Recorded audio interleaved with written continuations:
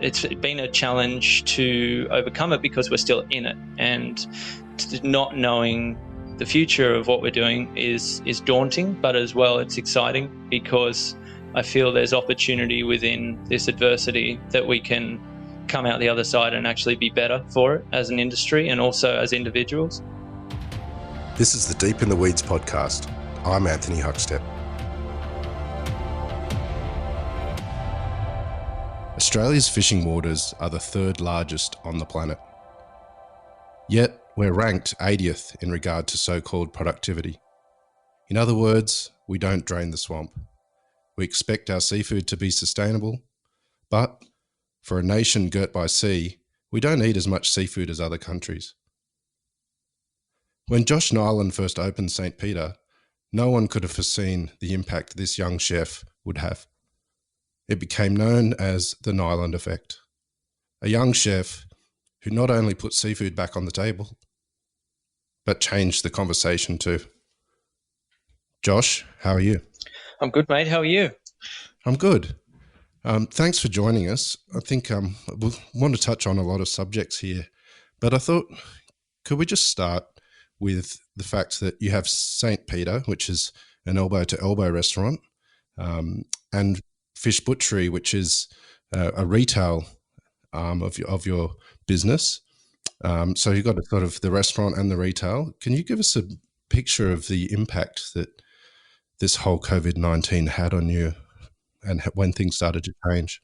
Yeah, I mean, I feel like I'm in the same boat as everybody in the sense that week where we all started to see our numbers drop off dramatically.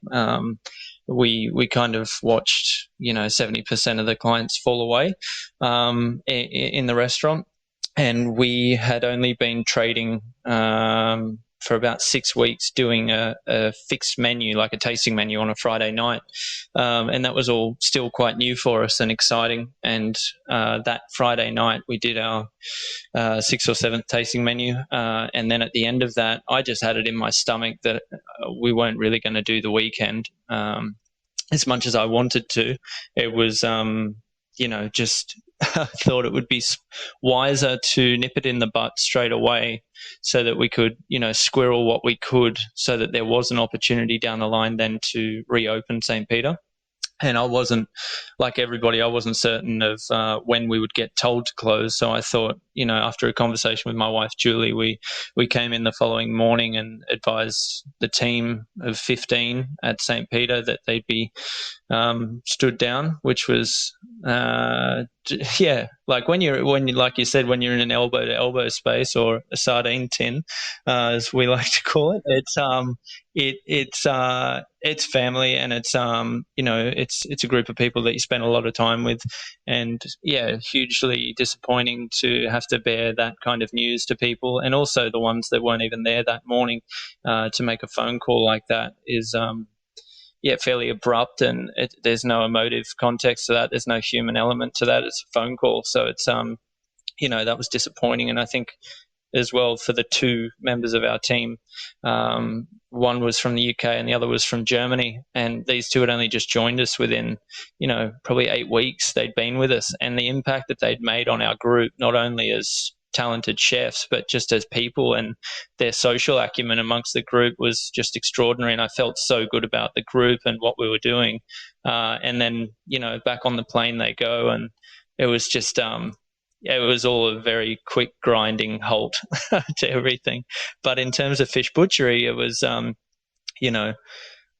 think, I've spoken to you about it before, and it's probably a bit of a laugh, but, I don't think I've ever felt as relieved to have Fish Butchery as I kind of, do now, to have an essential business that we can continue to interact with our regular customers of St. Peter in a different way, and to also have an option for our team, especially our visa team, like, people on student working visas and working holiday visas, an opportunity for them who aren't getting relief, who aren't getting assistance, to have something to go to immediately.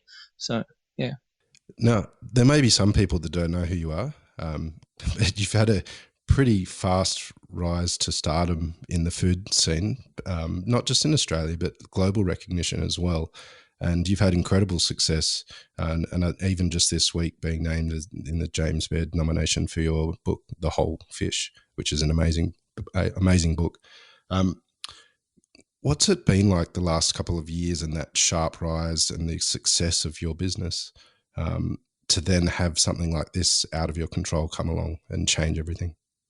Everything's sped up very quickly, which is great from a business point of view, but also I feel like when you have a busy restaurant, and I'm only almost 4 years into operating the business with my wife Julie, when we've got a business that's going well and it's busy, there's very little at times that needs to be done, or there's fewer headaches when the numbers are adding up and when things are working and it's things are going well. You don't need to worry too heavily. Like, there's always the opportunity to grow and evolve and make it better and keep getting better at what we do, but there's not that frequency of anxiety of, are we going to fill the restaurant up, and so to have this come along, it's very much okay, how you very much have to become like the leader, the czar, the manager of the group, and that to me has been one of the the biggest challenges for me personally, and I know my wife as well. We've got 3 children, and she's homeschooling one of them, and then managing the other 2 little ones as well. And wow, yeah, yeah, whenever this kind of thing, I won't say whenever this kind of thing happens because it's never happened, but especially when we opened St. Peter from the beginning, I go into this kind of mode where I don't answer my phone. I don't really talk to anybody. I just kind of get in as early as I can, leave as late as possible, and make sure that all the ends are tied off. And that's no help to anybody, really, beyond making sure, revenue's taken and we keep the wheels turning. And so it's kind of this mindset of the work has to be done and it's got to be done well. And so that's for the first 3 or 4 weeks of Mr. Niland at home, post being told we were shut. That was all I did, and it became very taxing for us personally, and also on the team at Fish Butchery as well. It wasn't a good way to work.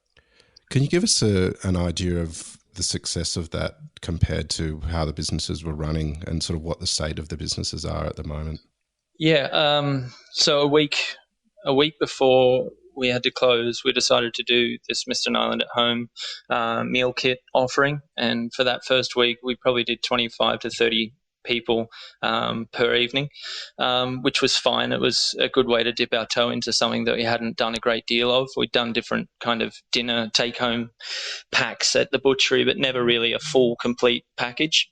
So at least we had, I suppose my wife's got to take a huge amount of credit for this, in the sense that she was able to generate a website with a Shopify account with all this stuff just to quickly sync it all in so that it all became seamless and usable straight away.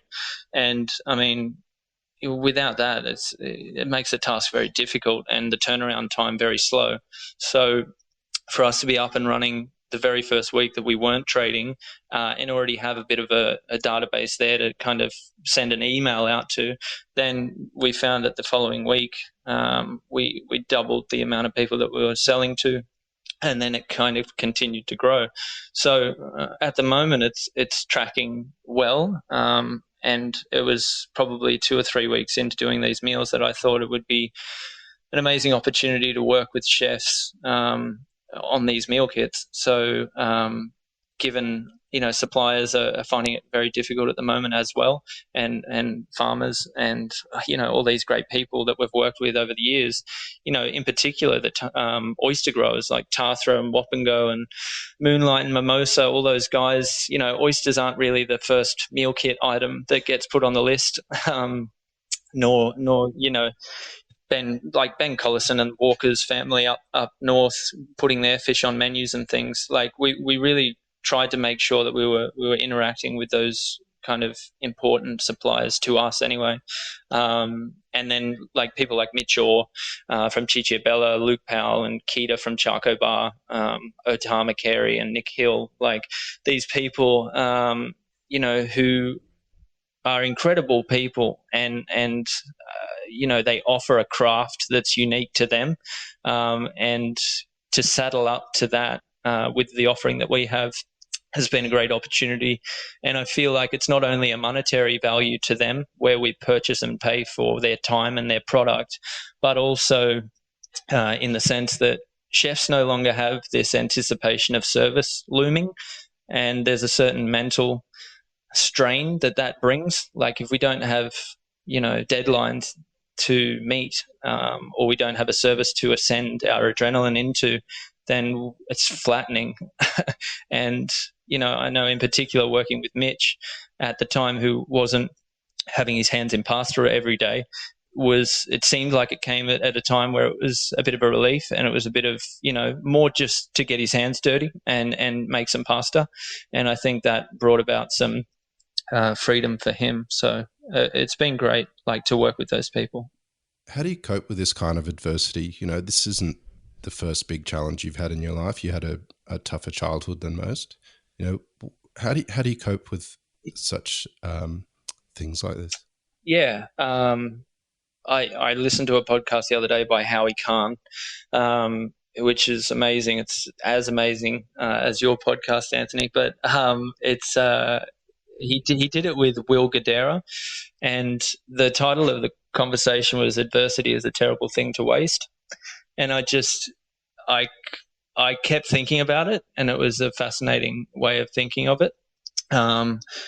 Adversity is, for me personally, when I was a kid, like I had cancer as a kid, but it's always this. I mean, I think that happening at an early age has really kind of set me on a certain path to make sure that I just stay focused and get the work done, basically, and do my very best to make sure that I set the right example and standards for myself, and also the group of people that work with me. But also as a parent, I think that's been very challenging for me, to prioritize my time at work, and the efforts that I put into my work to make sure it keeps going, and then share that with enthusiasm and vigor as a dad and a husband. I think that's been the biggest challenge and an adversity that I'm yet to overcome, but I feel I'm getting better.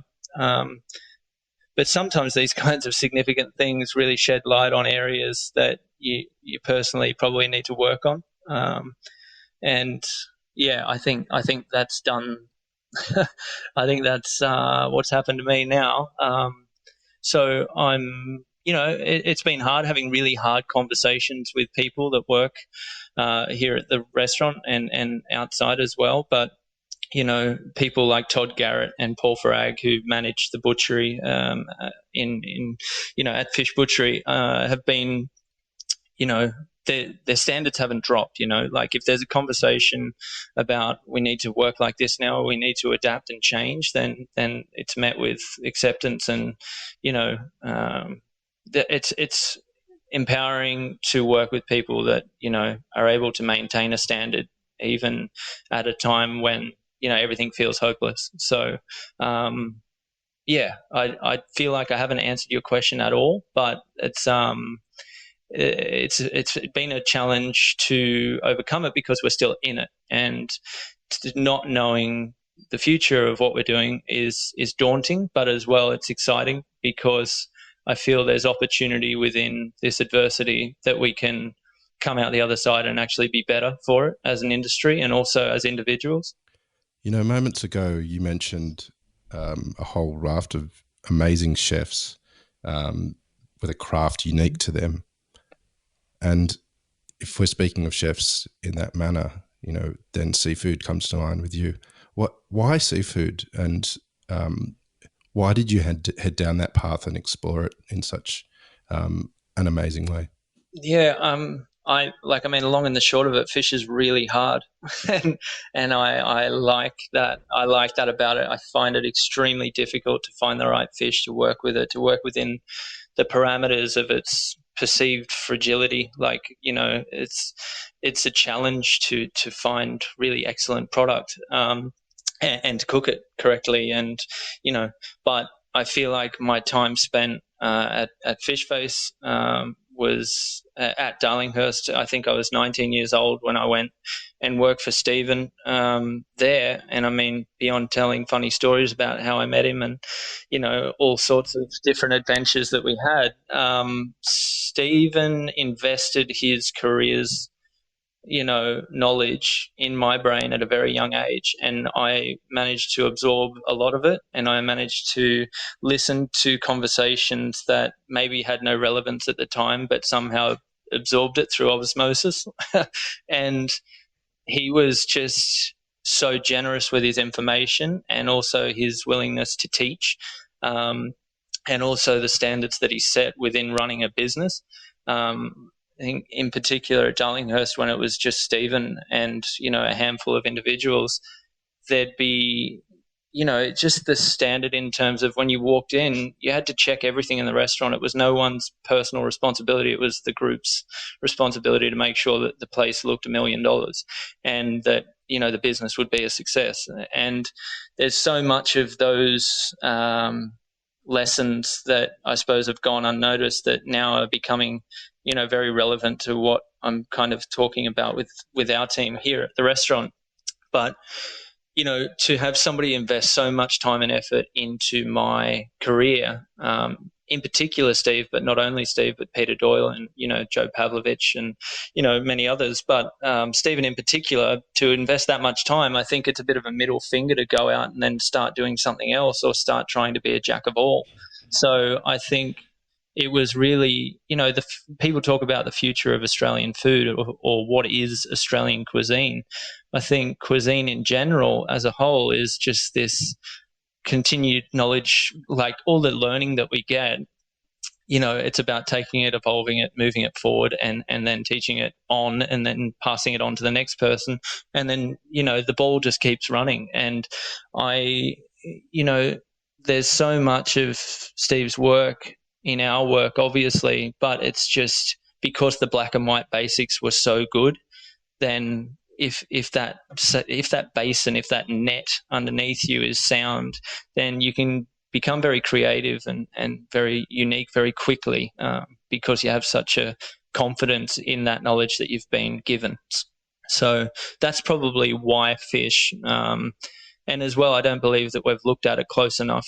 I think we've done things a certain way for an extremely long time and it's gone unquestioned. And there is a better way to do things that will result ultimately in a more sustainable future for fish. You speak of the challenges involved with seafood, and I agree. I love your exploration with seafood and a very big advocate of that.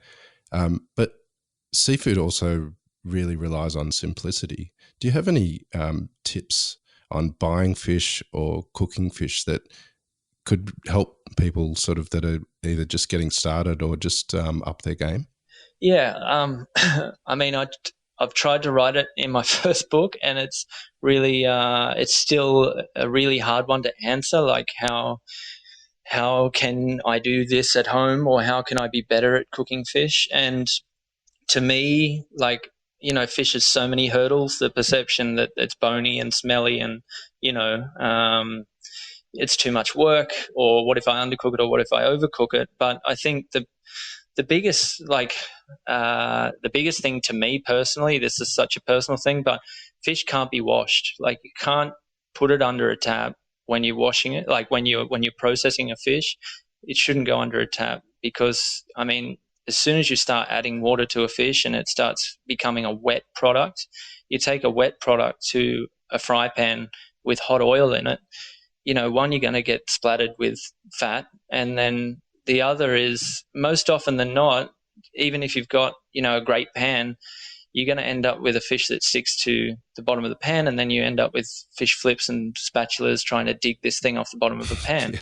So you need to put yourself in the best possible position to get a good result, whether that's a pan-fried crispy skin, piece of mackerel, or whether it's baking something on papillon. The second that water hits a fish and is drowned under a tap, you will notice that on your nose as soon as you start to eat it. You've got that ammonia starting to build up. So handle your fish dry, or if you're buying wet fillets, then that's challenging. But pop it on a cake rack in your fridge and allow the fan in your fridge to blow over the skin and dry the skin out. And that's a good little way of drying the skin out so that you can get a good crispy skin result as you would get in a restaurant. I suppose the other thing is if you go down to the markets, I suggest if you don't want to take home a fish with scales or guts in, then ask the person processing that fish to scale the fish for you and gut it, but leave any sediment or scale on the outside of it, so that all you need to do when you get home is wipe it off with paper towel. So it's not as if you need the confrontation of conversation like, please don't wash my fish, because a lot of the times you'll probably get the middle finger back at you. But try asking for that monotonous task of scaling and gutting to be done for you, so that then when you get home, then it's just a matter of simply wiping the scale and sediment away from the fish with a paper towel. And then ultimately you've got a product which, all of a sudden goes from having a 3-day shelf life if it was washed up to a 6 to 7 day shelf life in a domestic refrigerator. And I mean, that's another part of the challenges that fish has, is just the perception that you've got half an hour to get it in the pan and eaten before your fridge blows up with ammonia. So without turning this into a cooking program, that's kind of, well, we could. I'm happy to listen. Yeah, keep your fish dry and look out for the obvious quality points when you're purchasing your fish, nice and bright, and a little bit of slime on the outside, and all those things. No odor should be on a fish. Fish doesn't stink. Only bad fish stinks. So yeah, your menus always champion the fishermen and the catchers and the growers that you use on your menu. How important are they to you, and how are they coping at the moment? Yeah, I mean, I think the first person that I had quite a long conversation with was Ben Collison, with regards to the Chinese market just falling through, and him losing, I think he said to me it was up to like 80 or 90% of his business, which, there's no real turning back from there. But he's an extraordinary example of, the next generation of Australian fishermen, and just setting a huge standard with regards to his processing, his meticulous handling, and just the turnaround time to be able to get a fish from the water to us at the fish butchery inside 18 hours is just extraordinary. There's people like that. There's people like Bruce Collis at the Corner Inlet, which, Neil Perry has championed for, decades. And, he's just, again, another example of somebody who just cares on every level about how it comes out of the water, how it gets put into tubs, and then how it gets processed and shipped on to wherever it's going. So the connection and importance of conversations between us and our suppliers right now is probably more critical than it ever has been, because they're feeling the same stresses, because, their businesses rely a lot on wholesale, obviously. Few of us have the opportunity domestically to go and get Ben Collison's line caught ikijime brain spiked, coral trout for our dinner. And, even our oyster farmers as well, like talking to Steve Folletti at Moonlight Oysters and Gary Rodley at Tathra.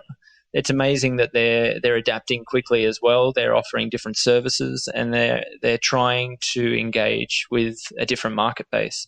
And again, this conversation of like overcoming adversity, it's giving us all an opportunity to really look at our business models and see what's possible and what we can actually take from such a negative situation, and move forward and build it into our business models moving forward.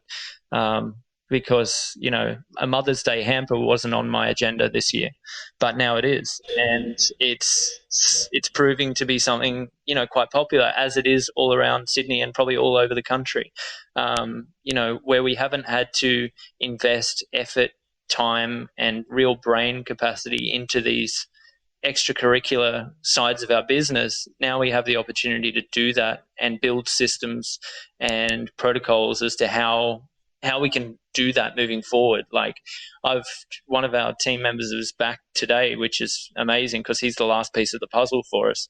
And I'm, going to be getting him to begin working out the costs and framework of what this Mr. Niland at Home business is, and then how we can move forward with it as a viable option, in case, it does take the time to produce a vaccine. You know what I mean? Like, it's going to take an obvious amount of time to build back customer confidence to come back to a restaurant and have the same feeling that we had before. So there really does need to be a secondary option for us to sustain what we're doing.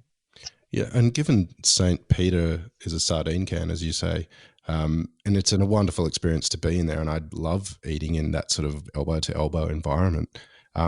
But given that there may be some restrictions when the restaurant does open up, do you feel your best chance is to wait for all the restrictions to relax, or what do you think is ahead?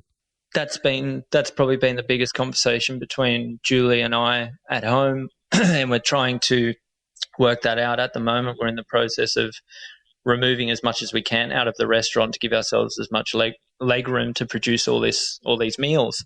At the moment, you're working off one stovetop producing 400 pies for Good Friday and making batches of bechamel, when really it'd be wonderful to have a brat pan that you could do it all in one batch. But the conversations around what St. Peter was and possibly can be is something that we're going through now. And we've got a storage space upstairs at St. Peter that at the moment we're trying to convert into a prep kitchen that can, move the group of people working on this Mr. Niland product upstairs, so that, that can be happening up there. And then downstairs then, we're talking about a lot of different ideas, but one of those ideas is perhaps a venue that seats 14 people, where we charge a premium for the product that we do.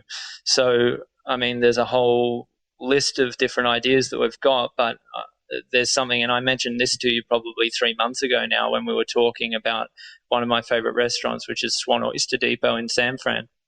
And that kind of restaurant, I think, is so engaging and so wonderful, but then how does that work, and how can you stand in front of somebody, open them an oyster and put them in front of them? Like, how does that work? And so they're the kind of hurdles we've got to jump over. But the idea of doing something small and even more bespoke and unique is quite exciting, and I suppose is the carrot being dangled at the moment to think that maybe we can get to that at some stage. So I feel like Australia's in a pretty good position compared to most, and it's saddening to see like people in such worse positions right now. But yeah, we're quite lucky. What good do you hope comes out of all of this? An appreciation from the general public about all facets of the hospitality industry, including those who aren't citizens of the industry, who aren't citizens of Australia. I think our, 20-hour students and our working holiday visas and our skilled, visa workers, the fabric of our whole industry. I mean, I've been fortunate to work with a huge number of people over 16 years of being a chef, and, to work with a sushi chef from Tokyo, to work with, chefs from Michelin star restaurants out of Spain, France, and England. Like that's just like a learning in of itself. And it's extraordinary to have had that opportunity and to not leave them out to dry, because I feel like, the government's done an extraordinary effort, like, to offer the assistance that it has, but, a huge amount of people have slipped through the cracks. And so to hope on the other side of this, there is an appreciation for the work that we all do, and the price of what that is, I suppose, respected, whether we have to, raise our prices a little bit to accommodate, not having enough bodies in our restaurants. we have the opportunity right now to start fresh. There's never been a time in history where every restaurant in the world has been closed at one time. So we have an opportunity to get on the backside of this and really look at the model that we're working under, and does it work? Is it broken? How can we fix it?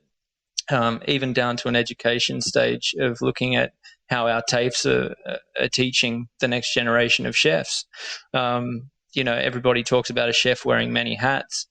You have to think, there's never been a time right now where I haven't felt more like a psychologist, a nutritionist, a healthcare worker. There's so many new roles that we're being forced into, and I'm so happy that I've got my wife to share a lot of that. Like, she's extraordinary to be able to wear such a business acumen side of our, of St. Peter. Like, she's sending out emails and making people aware of, ever changing, situations. She's been amazing, but I just feel like there's an opportunity for a curriculum to be built where people that are wanting to enter this profession, there needs to be something there to educate them so that they're braced and ready, not for this to happen again, I hope, but just to think that food's not the only reason why you become a chef. And here are some more tools at your disposal to overcome any adversity that comes your way. Do you think there'll be a change in what people want to eat at the other end of the pandemic? I've read lots of different things, and I'm sure everybody has. There's the thought that everybody will want a slightly more generous offering that brings a bit more comfort, and less geared towards sharing, and a bit more individualized offerings. And how likely it is to see a 3 or 4 hour tasting menu again, I'm not sure. But I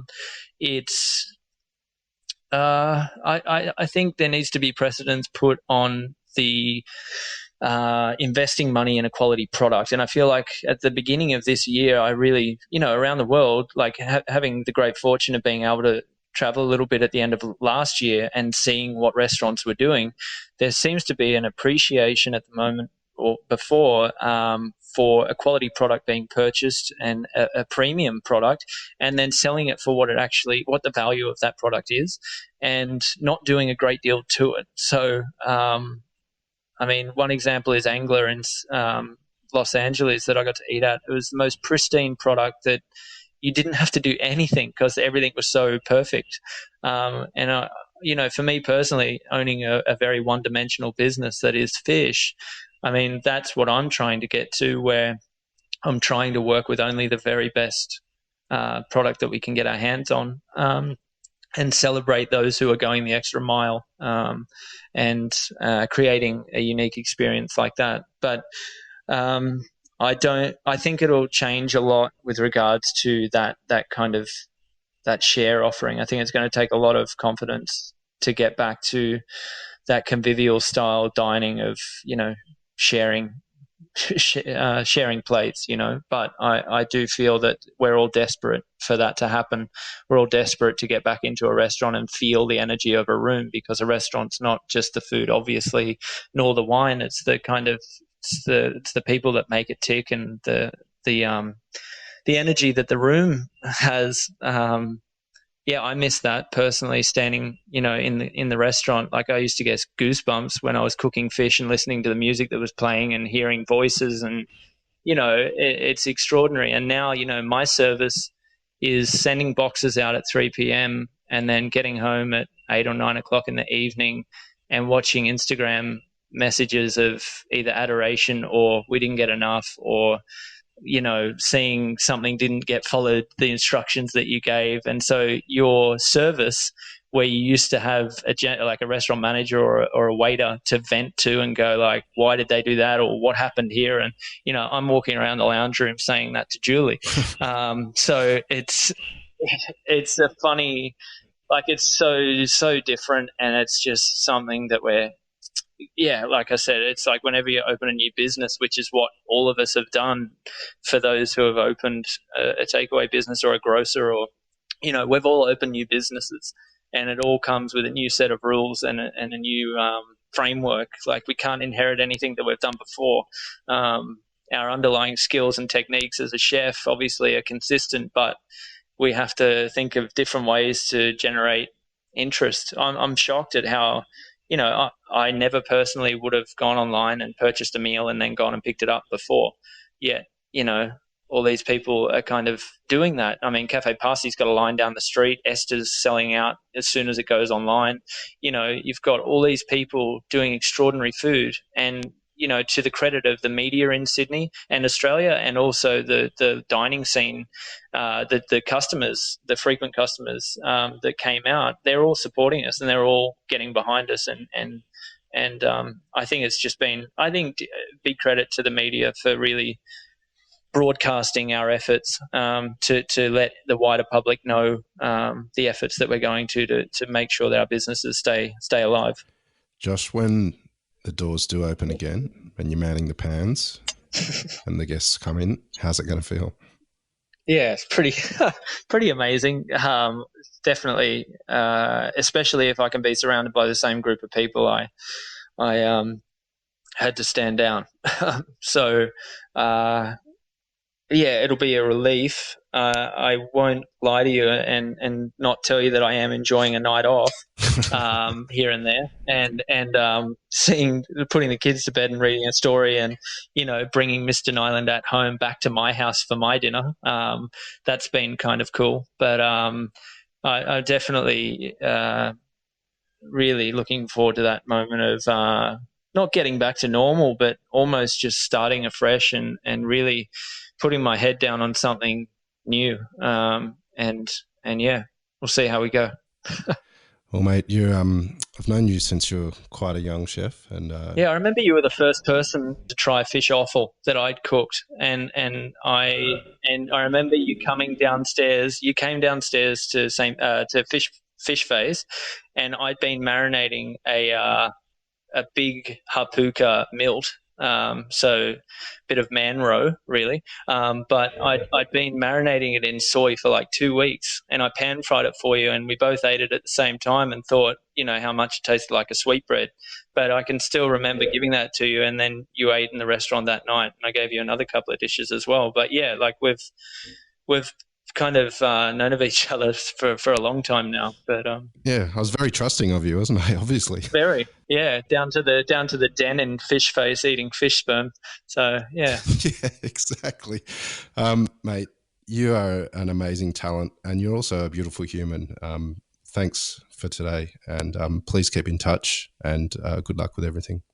Thanks for having me on. Sorry I couldn't be on earlier, but I'm glad we chatted.